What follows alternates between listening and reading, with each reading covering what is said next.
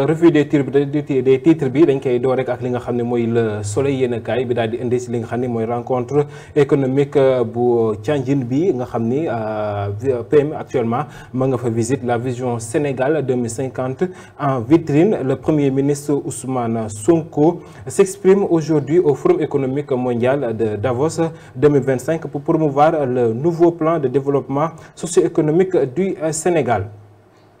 Le quotidien yéenekaay daal di indi si xëtam bu njëkk li nga xam ne mooy renouvellement des instances de la CEDEAO, la guerre des postes après les manœuvres pour la présidence des chefs d'État, nouvelle bataille diplomatique en vue dans les commissions, la Cour de justice et les sièges à délocaliser.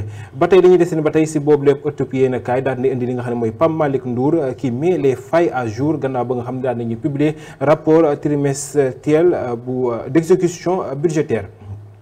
Libération yéenekaay daal di indi li nga xam si xëta bu njëkk mooy registre du commerce et du crédit immobilier après le fisc, l'administrateur du greffe et le juge conjoint Woodside, tout sur le bras de fer en cours devant le tribunal du commerce.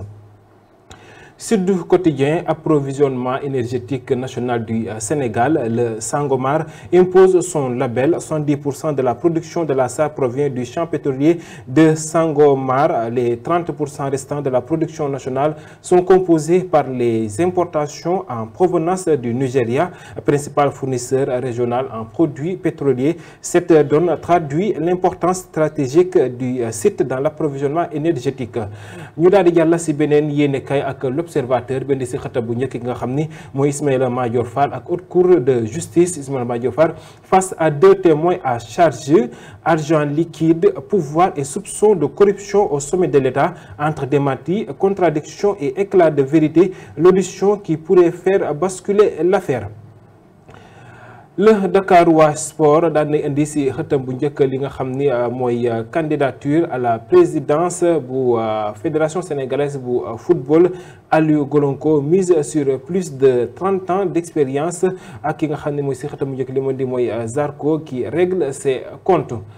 ba tey dañuy yegg si li nga xam ni mooy Vox Populi nga xam ni moom daal di indi si xëtam bu njëkk li nga xam ne mooy la direction exhibe les chiffres d'un premier trimestre 2025 remarquable.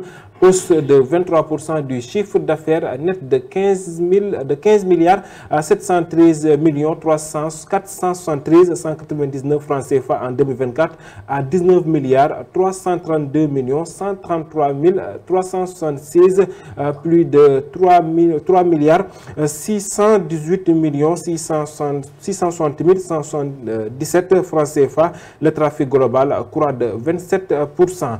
ba tey dañuy desene ba tey si Vox Populi nga xam daal ne indi si xëtam bu njëkk li nga xam ni mooy coow la am sa mairie bu Dakar gannaaw ba nga xam ne benn conseiller daal nañ saisir le préfet pour la succession de Barthélémy Dias. ñu daal di jàll si beneen ëttu yéene kaay ci li nga xam ni mooy l'évidence nga xam ne daal di indi li wàllum diplomatie, le sort des Sénégalais à l'étranger, un chantier toujours en souffrance. Yoor yéenekaay bi moom daan indi si xëta bu njëkk li nga xam ne mooy Sénégal qui groupe China Communication Construction Company établir un cadre coopération approfondie autour de projets structurants gannaaw ba nga xam ni njiital gouvernement bi jamono ji ma nga foofee amal ab visite foofee sa diwaanub Chine. Walf Quotidien daal di àddu moom ci rapport bi nga xam daal di génn ak li nga xam ni mooy salaire yeex indemnité yi ak fonds politique yi, les avantages qui restent intacts, le projet sous les parasols dorés de la République exemplaire. Rewmi Quotidien moom li mu di si xëta bu njëkk mooy Guy Marius Sagna bi nga xam ne daal di revenir sur ses propos polémiques gannaaw ay kàddu moom mii ne Guy Marius Sagna nee na je n'ai jamais dit ça, je n'ai jamais avoué que El Malick Ndiaye distribue du sucre corps. Source A moom tamit da si Guy Marius Sagna la daal di ñëw après avoir accablé de ses sarcasme le président de l'Assemblée nationale El Malick Ndiaye dans l'affaire du Soukarou Koor. Guy Marius Sagna se dément. Guy Marius Sagna reconnaît désormais que lors du Ramadan, la remise du Soukarou Koor aux députés de la mouvance présidentielle a porté les empreintes du groupe parlementaire de PASTEF. ba tey dañuy desandi ba tey si ëttu yéenekaay boobu ak ki nga xam ne mooy Cheikh Diba avec l'opposition qui fouille Cheikh Diba la direction du budget envoyé au front. Las yéenekaay daal nay indi moom li nga xam ni mooy les cheveux blancs chez les jeunes, un phénomène gênant qui prend de l'ampleur. ba tey dañuy desandi si boobu la ëttu yéenekaay ak li nga xam ni mooy jamono ji cri de cœur bu des jeunes avocats sénégalais. Enquête yéenekaay moom daan nay ñëw si lenteur bu investissement yu code des marchés publics moom si xëta mu njëkk daan indi nataalu njiital gouvernement bi ak ki la faute gannaaw ba nga xam daan nañuy génne boobu lépp rapport. Complexité des procédures et délais incompréhensibles sont régulièrement invoqués comme principal obstacle dans l'exécution budgétaire. La volonté du PM de valider toutes les dépenses d'investissement alourdit le processus. Les Échos yéenekaay la ñu koy jeexalee ak li nga xam ni mooy meurtre bu Modou Mbacké Ndiaye à Yeumbeul. Billy Boy, un autre élément du gang à moto, tombe. Il a été arrêté au cours d'un rendez-vous galant avec sa copine dans une auberge.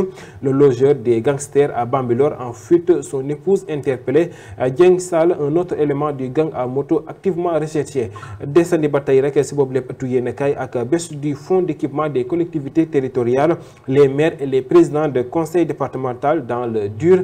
Les recettes qu'ils attendent drastiques diminuer. L'enveloppe globale baisse alors qu'elle augmentait chaque année.